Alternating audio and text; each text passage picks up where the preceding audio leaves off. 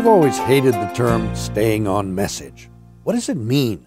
To some, it may mean not straying off into non-agenda topics. But it's always seemed to me to indicate something very different. Specifically, mindlessly repeating the same points regardless of what an interviewer asks. In other words, diatribe, not dialogue.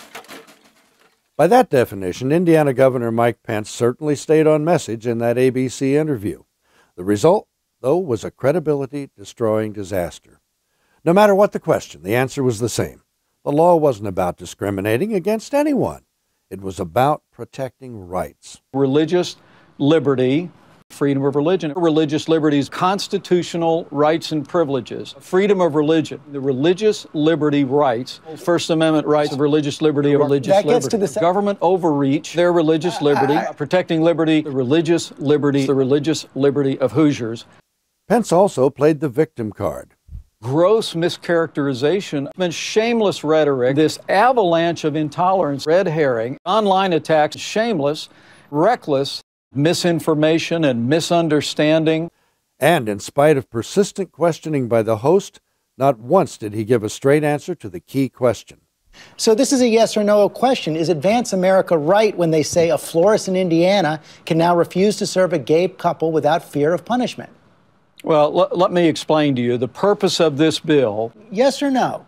If a florist in Indiana refuses to serve a gay couple at their wedding, is that legal now in Indiana? George, this is where this debate has gone with misinformation and frankly, it's just a question, sir. Yes or no? Well, there's been shameless rhetoric in this country. Sir, I'm just bringing up a message from one of your supporters. That was one of your supporters who was talking about the bill right there. It said it would protect a Christian florist who against any kind of punishment. Is that true or not?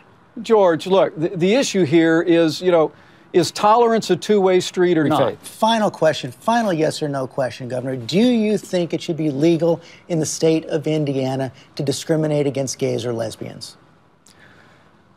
George, it's a yes or no question. Come on, Hoosiers don't believe in discrimination. Yes or no, should it be legal to discriminate against gays and lesbians? George, you're following the mantra of the last week online, and you're trying to make this issue about something else. Was Pence media trained for his big moment on the national stage?